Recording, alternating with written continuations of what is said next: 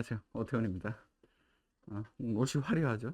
어, 화학융재 쌤이 이 옷 입고 꼭 촬영해달라고 해서 앞으로 더욱더 화려한 옷으로 네, 보답하겠습니다. 일단 우리 그 연세대 말고 고대는 이제 그 면접이 있잖아요. 보통 면접관에 들어가면 이제 면접을 하잖아요. 그럼 이제 그게 심층 면접이 될 수도 있고 그냥 간단한 면접이 될 수도 있어요. 학교마다 또 다르기도 한데 고대는 이제 보통 보면 제가 예전에 했을 때 예전에 면접할 때 코로나 전에 면접을 할 때는 교수 세 분이 들어와요. 교수 세 분이 들어와서 한 분은 악역을 맡고 한 분은 그냥 중간에서 이제 면접 자료 이 친구가 학업 계획서나 이런 걸 쓴 거 있잖아요. 그걸 옆에서 막 이렇게 뒤적뒤적거리면서 이제 뭐 특이한 거 있는지 이렇게 봐요. 그러니까 너무 뻥 쳐놓으면 그걸 보고 질문하겠죠. 자네는 이런 거 했는데 이거에 대해서 뭐 한 게 있느냐? 뭘 했지? 뭐 이렇게 물어보겠죠. 또 한 분은 이제 옆에 가만히 듣다가 이제 다른 뭐 학생이 부담스러워서 막뭐 표정이 관리가 안 된다든지 너무 스트레스 받고 이러면 그럼 뭐 또 다양하게 또 농담도 좀 섞어주고 뭐 그런 분도 있고 그렇습니다. 어떤 친구는 이제 면접을 보는데 교수님 면접을 보고 나오면서 여학생이 울면서 전화가 왔더라고.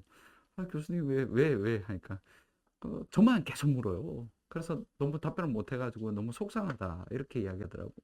근데 어차피 면접이라는 건 아주 준비가 잘 됐고 아주 잘하는 친구들을 모으는 게 아니거든요.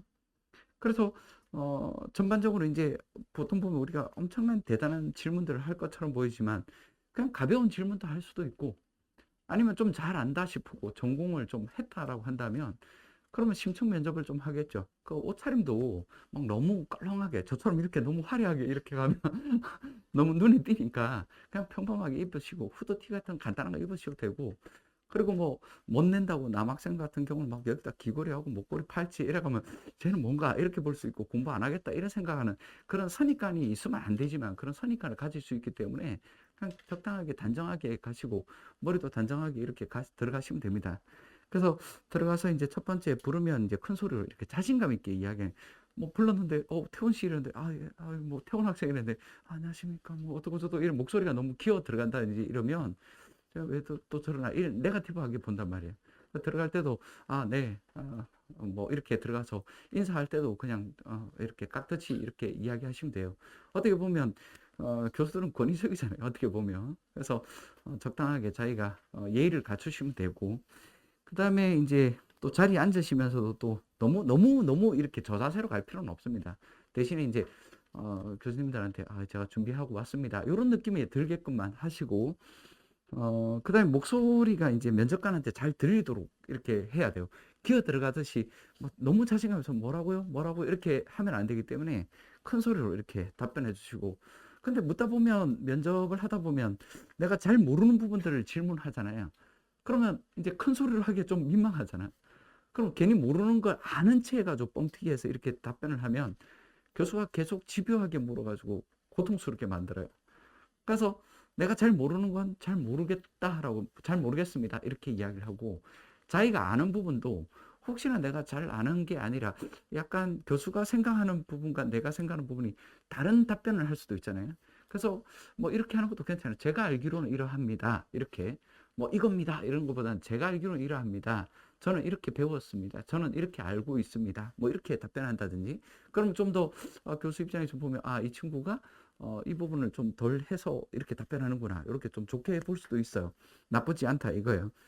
그래서 자기 소개를 하라고 할 수도 있고 안 할 수도 있어요. 그리고 또 전공 관련된 책을 뭘 가지고 공부했냐. 보통 보면 이제 내용을 물어볼 것 같이 보이지만 전공 서적의 저자가 누구냐. 어떤 책으로 학습을 했느냐. 내가 전공 관련된 거 하지 않았으면 타 전공이면 내가 그럼 이과에 지원하게 된 동기가 뭐냐. 그리고 왜 우리 학교에 지원하려고 하지? 뭐 이런 것들도 물어볼 거예요. 우리 학교에서 하고자 하는 바가 우리 수학과 뭐 저 수학과면 우리 수학과에서 하고자 하는 바가 뭔지 알고 있느냐? 여기에 뭐 전공이 뭐 이거 이쪽 관련돼서 연구하고 있는 걸 알고 있습니다. 그래서 제가 이쪽 관련돼서 관심을 갖고 학부 때 열심히 하겠습니다. 일단은 교수가 봤을 때는 뭐냐면 계속 이 친구가 연구 활동에 관심이 있다는 걸 보여주는 게 좋지. 뭐 들어오자마자 뭐 나는 딴 거 할 겁니다. 이러면 별로 좋게 보지 않겠죠. 그래서 될 수 있으면 이제 학문적인, 그리고 뭐 대학원도 생각하고 있고 뭐 안 갈 거지만 간다고 그렇게 하시면 돼요. 그래서 전공 관련된 이제 여러 가지 질문들을 또 물어볼 수도 있고, 아니면 시사 관련적인 것도 있어요. 근데 뭐 이번에는 이제 뭐 우리가 노벨 문학상 탄 사람도 있으니까 뭐 문학 가면 그쪽 묻겠지만 그런 건 묻지 않겠죠. 전공 관련돼서. 그래서 최근에 이슈 같은 거라든지 그런 거 물어볼 수도 있고요. 근데 뭐 수학 관련돼서는 특별한 건 없을 겁니다. 그래서 뭐 허준희 교수가 요번에 뭐 공부한 거에 대해서 뭐 알고 있느냐 뭐 이렇게 물어볼 수도 있고, 페르마의 마지막 정리가 뭔지는 뭐 이렇게 갑자기 뜬금없이 그런 것도 또 물어볼 수도 있어요. 대부분은 이제 수학과 같으면 해석하기나 뭐 이런 거 물어볼 거고, 미적분학의 내용, 내가 비전공자면 미적분학의 내용을 물어볼 겁니다. 입실론 델타라든지 어떻게 그걸 구사하느냐, 왜 하느냐, 뭐 벡터 스페이스가 도대체 뭐냐, 벡터 스페이스 왜 하지, 뭐 이런 걸 물어본다. 아, 뭐 그냥 앵무새처럼 1번부터 10번째까지 다 만족하는 걸 말합니다. 이렇게 하는 것보다는 그 과정을 왜 쓰는지에 대한 설명을 하시면 돼요.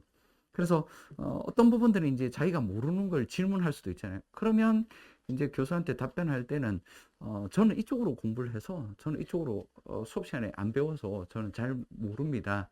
저는 저 따나 공부한다고 한 게 이쪽 부분입니다. 이렇게 이야기하면 교수가 그쪽 부분으로 이렇게 틀어서 질문을 받아줄 겁니다.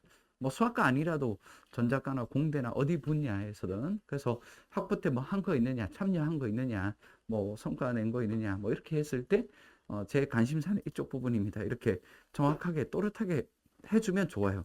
그 안에서 이제 말투가 어눌하다든지 뭐 너무 어버버 하는 거는 뭐 물론 똑똑함과 그 빠름은 또 다른 이야기지만 내가 답변을 올바르게 딱딱딱 때려주면, 이렇게 말을 해주면 교수들 입장에서는 편안하겠죠. 그래서 내가 모르면 모른다, 괜히 어설프게 하면서 끝말을 흐리는 것보다는 끝말을 올리는 게 좋아요.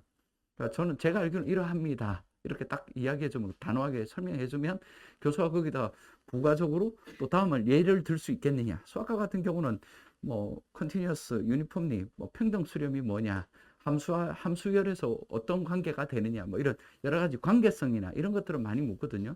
그러면 이제 그걸 내가 미적분학의 내용만 알고 있으면 안 되고, 전반적인 그런 어떤 내용들의 추상적인 내용들을 자유롭게 왔다 갔다 하고 예를 들 수 있어야 되고, 발레, 수학과 같은 경우는 발레를 많이 들어야 합니다. 그래서 그런 예제 같은 걸 잘 익히고 계셔야 됩니다. 구체적으로 답변하지 못하고 이 추상적으로 답변하는 거 안 좋다고 합니다.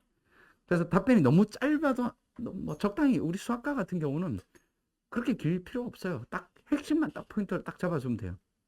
그러니까 쓸데없이 길게 할 거 없고, 어떤 경우는 임기응변이 잘 되고 있는지 그런 것도 물어보기도 해요. 그래서 자신감, 또 중요한 게 이제 자신감 있게 답변했느냐, 그다음 면접이 끝나고 나서 그냥 인사하고 이렇게 예의 바르게 이렇게 퇴장했느냐, 이런 것들도 이렇게 주도 있게 본다고 합니다. 그리고 TO는 언제쯤 나오느냐면, 보통 많이 물어보는데 11월 마지막 주쯤 돼야 TO가 나와요. 그럼 이제 인원수가 얼마나 많이 뽑느냐를 보고 뭐 또 고민을 하겠죠. 그리고 그때까지 이제 학과를 고정하지 않았던 사람들도 그때는 이제 고민을 하셔야 되고, 그리고 어떤 경우는 그렇습니다. 공부를 하다 보니까 지원해야 되는 시기가 있는데 지원하는 날짜를 잊어버려가지고 지원을 못한 친구도 있어요. 그러니까 연세대 지원을 해야 되는데 연세대 지원 날짜가 현장에서 밴드에다가 막 공지하고 뭐 했는데 그냥 뒤틀어 맞고 공부만 하고 있다가 어? 지나간 거야. 어떤 친구는 물어보니까 어이씨, 연세대는 지원 못했습니다. 왜 지원을 안 했느냐 하니까 그 날짜를 깜빡하고 잊어버렸습니다. 이렇게 이야기해가지고 그 고대 하나밖에 못 보는 거예요. 야, 그 두 가지의 초이스에서 하나 1년 내내 공부했는데 너무 아깝지 않느냐 해서, 그래서 그렇게 했는데 붙긴 붙었어요. 그래도 잘 하던 친구들이니까. 그러니까 이제 그 시기도 잘 보고 뒤에 갔을 때 절대 놓치지 말라는 거야. 공부하다가 막 날짜 잊어버리고 이러면 안 됩니다. 기간 내에 뭐 내야 되는 서류 내야 되고, 또 그다음에 고대나 연세대는 이제 서류를 낼 때 내고 나서 또 추가 자료가 필요하면 연락이 와요. 근데 그 연락 다 씹어버리고 막 공부만 한다고 또 그런 친구도 있어요. 그래서 그런 것들 또 잘 보셔야 되고요.